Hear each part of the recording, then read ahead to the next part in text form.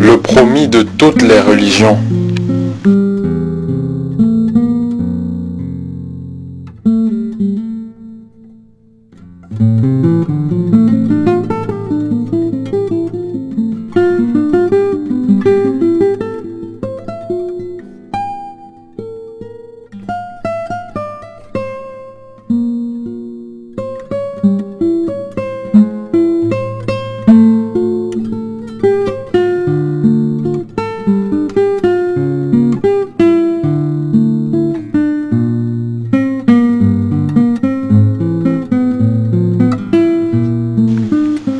L'unité des religions démontrée par les prophéties.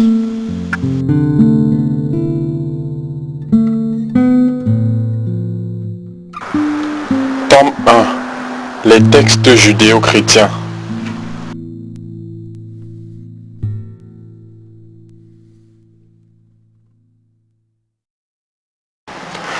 Tous les livres sacrés des grandes religions du monde contiennent des textes que l'on appelle apocalyptiques. Ce mot signifie révélation. Il s'agit de textes prophétiques où l'auteur décrit des événements à venir qui lui sont révélés. Plusieurs de ces descriptions ont pris un sens catastrophique, mais pas toutes, ce qui est la règle générale. En revanche, c'est leur langage mystérieux. Parmi ces textes, nous trouvons ceux qui annoncent un personnage qui doit venir dans l'avenir pour accomplir le renouvellement de l'alliance de Dieu à la fin des temps ou au temps de la fin. Dans cette présentation, qui constitue le premier tome de nos études, nous allons essayer de faire une recherche de quelques versets contenus dans les textes judéo-chrétiens concernant le promis du temps de la fin. Par cette recherche, nous tenterons d'établir une carte d'identité du promis. Alors, que signifie le promis? Alors nous dirons que le promis est le messager divin universel promis par Dieu à travers toutes les religions, devant inaugurer le début de l'accomplissement des promesses de paix sur terre. Où fait-on mention dans les textes judéo-chrétiens d'un promis qui doit venir? Justement, il existe un livre intitulé The Return of the Lord Jesus, qui a été écrit par le révérend R.E. Terway, doyen du Bible Institute de Los Angeles, qui énumère plus de 250 passages différents établissant la certitude d'une deuxième venue du Christ. Il serait trop lourd de les répertorier tous dans le cadre de cette modeste présentation. Cependant, nous citerons juste quelques passages qui ont été comme ça triés à la volée.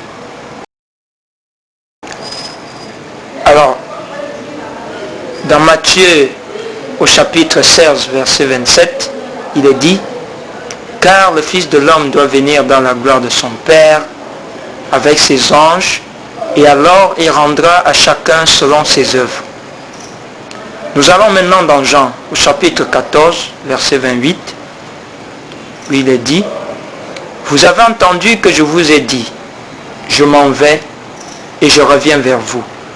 Si vous m'aimiez, vous vous réjouirez de ce que je vais au Père, car le Père est plus grand que moi. » Nous irons ensuite à Malachie, chapitre 3, verset 1. Il est dit « Voici, j'enverrai mon messager, il préparera le chemin devant moi. Et soudain entrera dans son temple le Seigneur que vous cherchez, et le messager de l'alliance que vous désirez.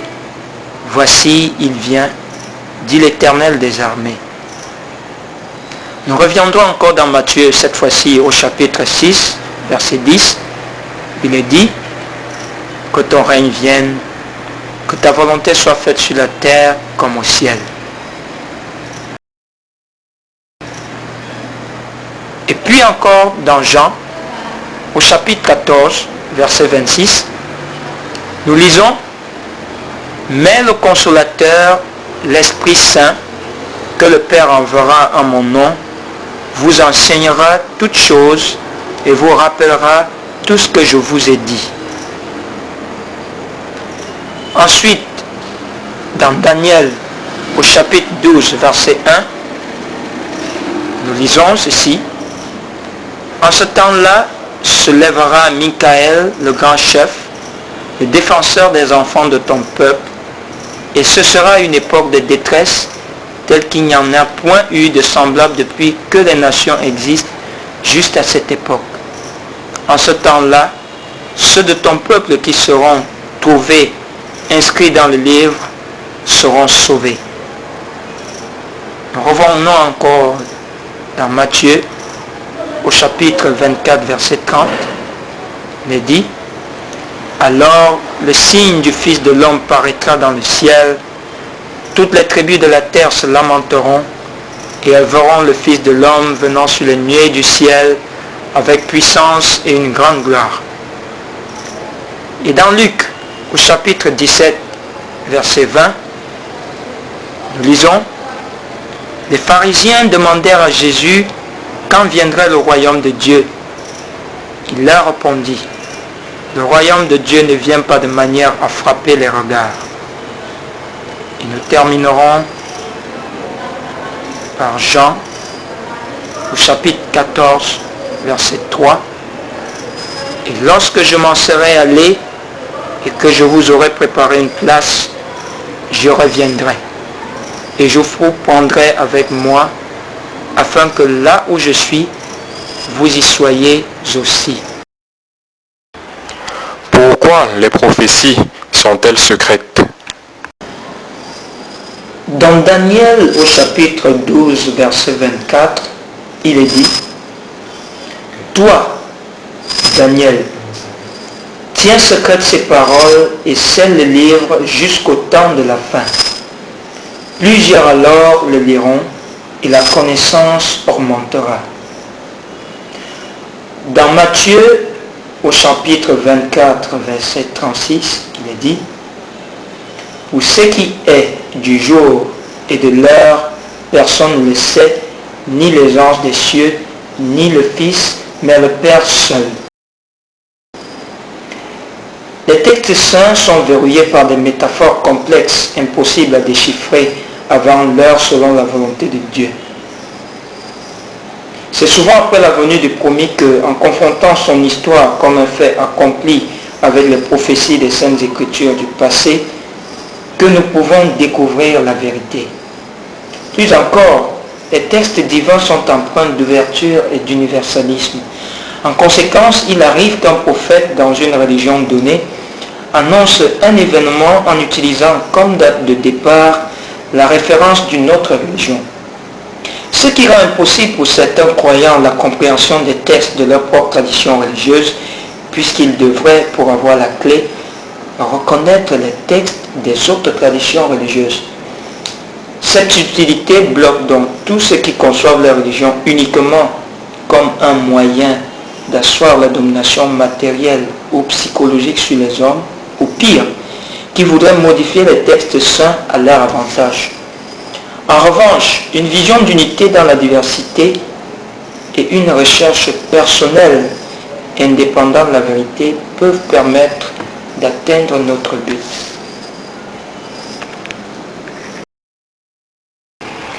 Pourquoi chercher dans la Bible un sens différent de ce qui est écrit littéralement?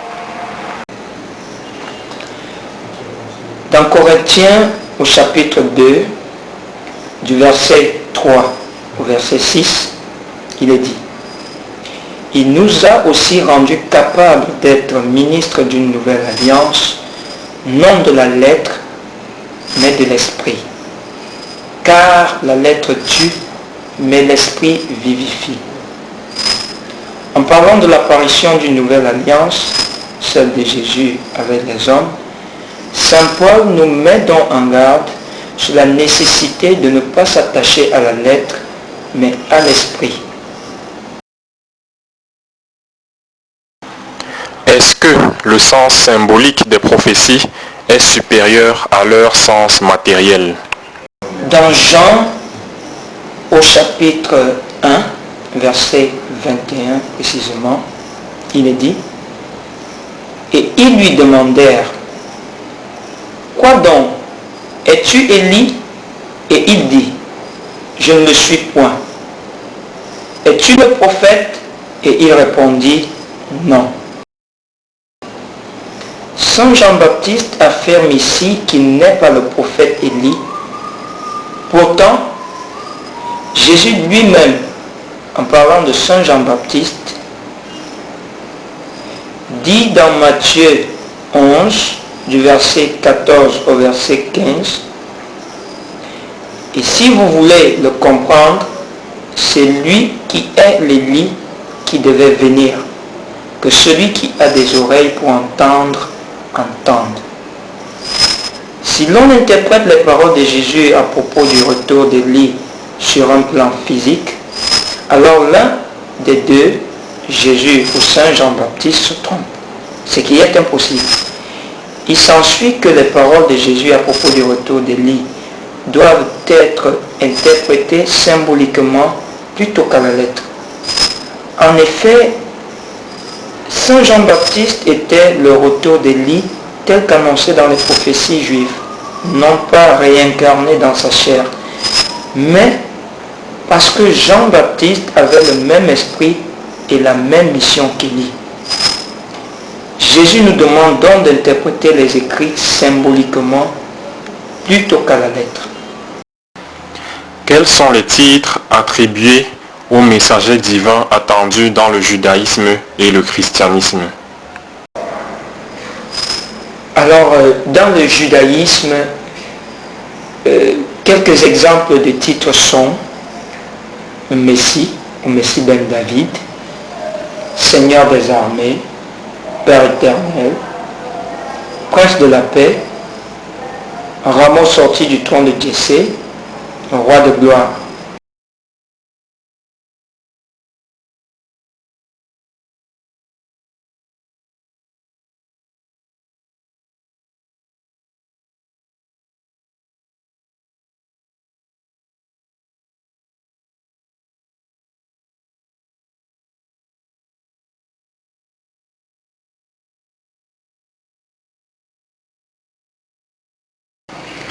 Comment comprendre les indications de date qui se trouvent dans les textes judéo-chrétiens? Dans Nombre, au chapitre 14, verset 34, il est dit, de même que vous avez mis 40 jours à explorer le pays, vous porterez la peine de vos iniquités 40 années, une année pour chaque jour. Et dans Ézéchiel au chapitre 4, verset 6, il est dit, quand tu auras achevé ces jours, couche-toi sur le côté droit et tu porteras l'iniquité de la maison de Juda pendant 40 jours. Je t'impose un jour pour chaque année. Il suffit donc d'utiliser les mesures du temps données dans la Bible elle-même. Ici, par exemple, Moïse et Ézéchiel nous disent d'utiliser la mesure de un jour pour chaque année, donc un jour symbolique égale un an du calendrier.